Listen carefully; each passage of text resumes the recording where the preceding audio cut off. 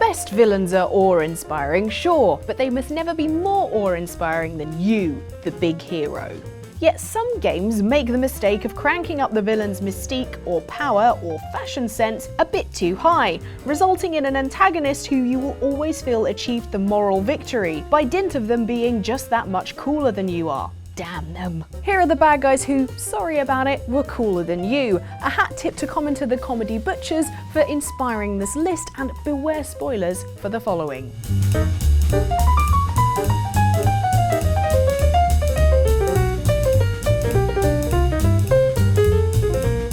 But hermano, down here.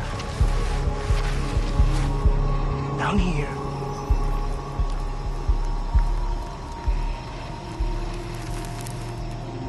You hit the ground. Here's an easy way to tell if the villain is cooler than you, the player character. Is it you or them on the actual game box? Because if it's them, sorry, you've been usurped. To be fair, it wouldn't have taken much of a villain to out-kick-ass the hero of Far Cry 3, who is such a bro they literally made it the third syllable of his name. Protagonist Jason Brody is introduced in what we're going to call an unlikability montage, in which he and his vacationing buds tear it up in Bangkok, boozing, jet skiing, and kicking trees. Have some of that, you dumb tree. The party goes sideways real quick though when Brody and the gang parachute directly into a bamboo cage owned by insane pirate lord Vaas, an unhinged villain who expertly combines his twin passions of shooting your family members in the neck and referencing the film Forrest Gump. Run, Forrest! Run! Mom always said life was like a box of chocolates. You never know who's going to get set on fire next.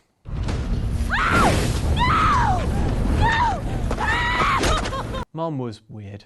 What makes Vaas such a compelling villain, apart from his spectacular hair, is his sheer unpredictability. Here he is interrupting his own bad guy monologue on the nature of insanity because he doesn't like the way you're looking at him. No, please. This time is going to be different. I'm sorry. I don't like the way you are looking at me. And though this scene ends with an elaborate execution plan... Did I ever tell you the definition of insanity?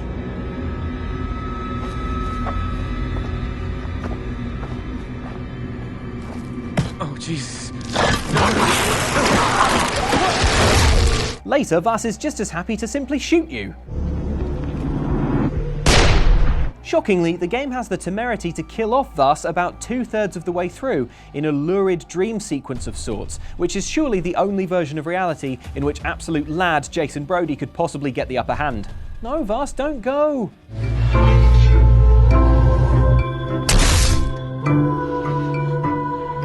You'll then spend the rest of the game trying to convince yourself you're the coolest character, but unable to shake the memory of freaky old Vaas and his memorably deranged dialogue. So they say to me, they say, Vaas, who the f*** is it going to be? Them or me? Me or them? Man, I don't remember that line from Forrest Gump. It must be in the director's cut. Burn down every island in the Caribbean if you have to, but bring me my bride and more slaw! Curse those villains! They never give you enough slaw with these value meals. Guybrush Threepwood, the hero of the Monkey Island series, has many sterling qualities. He's quick-witted, resourceful, and have you seen how far he can spit? He's cleared first place! Breathtaking. With the best will in the world, however, you wouldn't describe Guybrush as cool, especially not in Curse of Monkey Island when he's up against the demon pirate LeChuck. Ouch! Ow! Don't get us wrong, LeChuck wasn't always cool. In the original Monkey Island, he was a kind of weird ghost, and in Monkey Island 2, he was a rotting zombie with a tendency to spit everywhere when he talked. We are bound to one another. However, it was in Curse of Monkey Island, after dropping a magic voodoo cannonball, that he turned into a pyrokinetic demon pirate. A phrase which, if you're wondering, just won the Most Awesome Sequence of Words Award 2018.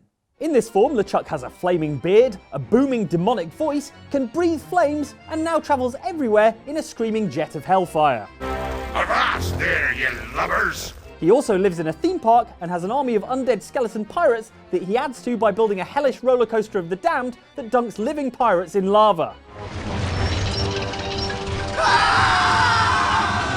But hey, maybe we're just being a bit too harsh on Guybrush. I mean, he can play the banjo pretty well.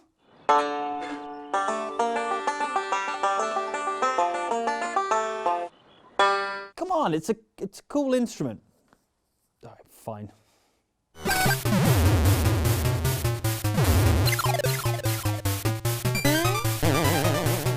We love Mario, but you could hardly call him a relatable hero. I mean, unless you also like to hop around on all fours in a frog suit.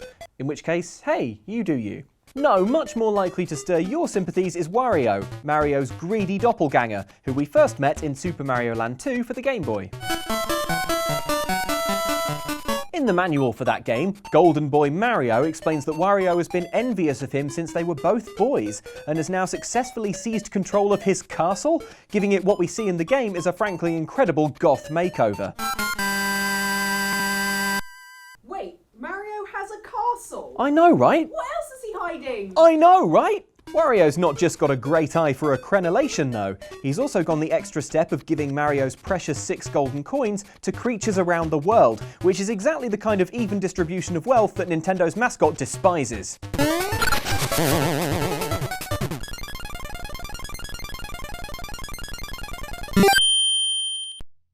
Your suspicions that Wario is kind of awesome will be confirmed in the game's throne room confrontation. In a boss fight you might fairly assume will require you to jump on Wario 3 times, because that's just how things work in Mario's world.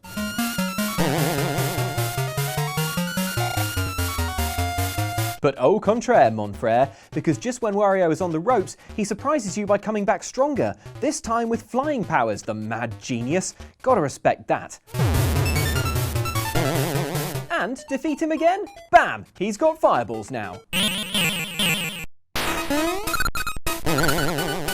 Man, add giving up easy to the list of things that Wario will never do, along with changing his clothes and apologising for farting on everyone.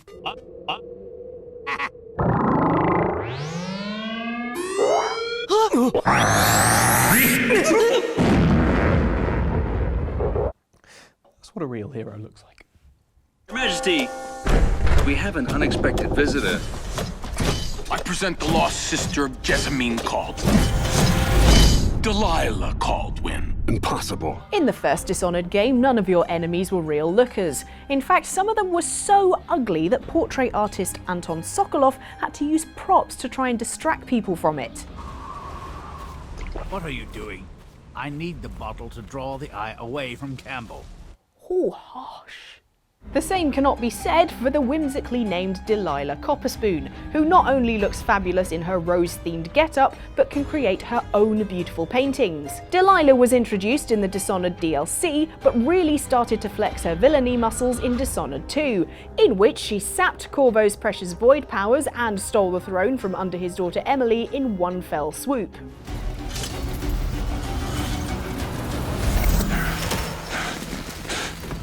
Her void powers are far greater than those of playable heroes Emily and Corvo, even when fully charged, which means whoever you pick, you have to heavily rely on stealth lest things get ugly. And if that wasn't enough to convince you Delilah is the most badass character in town, she can even pull you into the void just like the all-powerful outsider. I made you flee your precious tower and turned your father into cold stone. How difficult for you. And if that wasn't enough to convince you either, guess what? She has a team of teleporting fellow witches with super cool gothy floral wardrobes.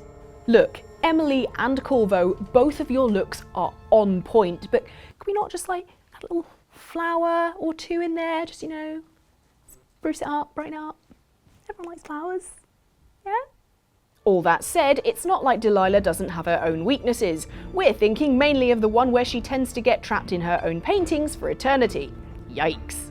I've waited so long. Sing my songs and lick my flesh. Worship me.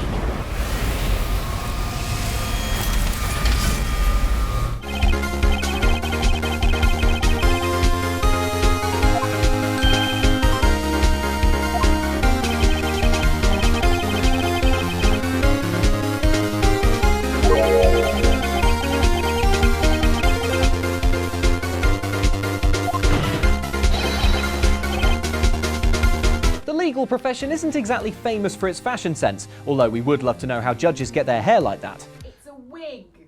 Oh, that makes sense.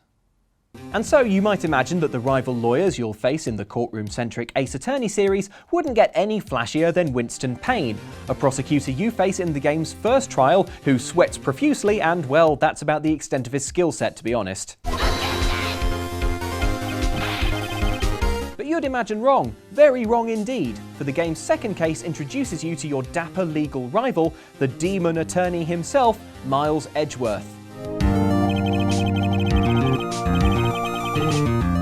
When you first meet him, Edgeworth has never lost a case, probably due to his total mastery of intimidating legal techniques, including but not limited to smug head tapping, the condescending bow, and the demeaning finger wag. Okay, I confess, I put the teaspoon back in the sugar bowl after stirring. It was me! Disgusting. Unsurprisingly, Edgeworth, with his confident bearing and perfect posture, became a real fan favourite in the series, and in fact after the first Ace Attorney game, he more or less stopped being the antagonist, even getting his own game later on.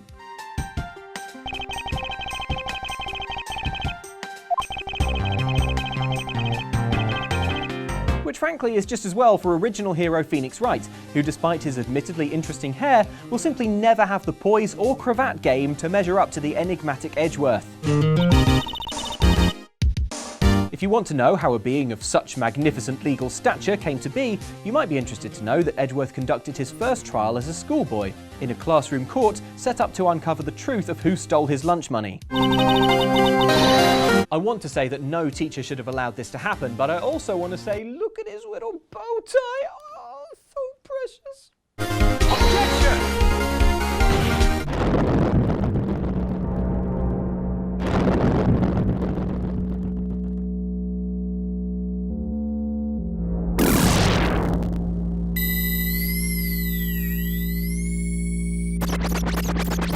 Dracula is the world's fanciest vampire, whose powers include turning into a bat, immortality, and being able to do that cool arm thing with your cape.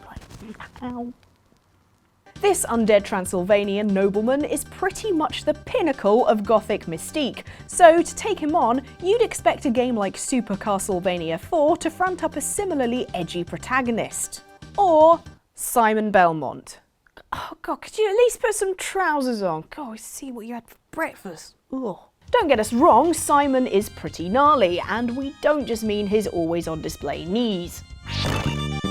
He's got a purposeful stride, a whip that smashes up skeletons real good, and more importantly, he can moonwalk up staircases, even though that must be murder on the ankles. But come on, no one playing Castlevania could truly believe that the Belmont family of vampire hunters could possibly compete with Dracula, the master of the castle in which the game's action is set. The dramatic tension is only heightened by the fact that Dracula himself remains an elusive figure, only revealing himself to Simon at the end of the game, at which point he's confirmed to be 9 whole feet of razor-sharp dress sense and also fireballs. And yes, he's absolutely perfected his cloak game. Blair. No, wait, is it like a flick of the wrist or what? I don't... No, wait. Help, help, help, help. But sorry, kiddos, you really got no chance. Because I've got a few tricks up my sleeve that I wouldn't want to spoil the surprise. Suffice it to say, Vault Hunters, I'm gonna kill you. You want to prove me wrong? You want to stop the greatness that is Handsome Jack? Well, come and get me. On a scale of minimum to maximum cool in the Borderlands series, at the low end we have chatty robotic irritant Claptrap. Wait a minute! You're not dead! Yes! Now I can get off this glacier! Claptrap, your metaphorical ship has finally come in! While at the high end we have wisecracking, smart-talking, mask-having Handsome Jack. People of Pandora, this is Handsome Jack, your hero. Sure, he's technically the villain of the piece, but in the amoral wasteland of vault hunting and banditry that is the world of Borderlands, isn't the only true virtue to have great hair and wicked one-liners? Well, guess what? Handsome Jack has plenty of both. So, Meanwhile, depending on which Vault Hunter player character you've chosen, you play somewhere in the middle of the Borderlands spectrum of cool, but certainly lower than the dude with the sharp waistcoat who has convinced everyone to call him Handsome Jack, despite them basically never seeing his actual face. It's like how I tried to convince everyone to call me Unbelievably Hardworking Mike after I spent all day browsing Simpsons memes. They didn't go for it. I'm not dying yet. Blah. Is this, am I doing it right? Is it a bit better? No, no, no, no, I'm fine. Just get rid of the fluff there. Well, while I am practicing my cape skills, you should go and check one of these videos out. Here is a video by Outside Xbox about villains who actually kind of had a point, and then we did a video about villains who didn't get to put their point across. We didn't know what they said. We're kind of pro-villain on this channel a little bit, but they're just cool, as we've just established.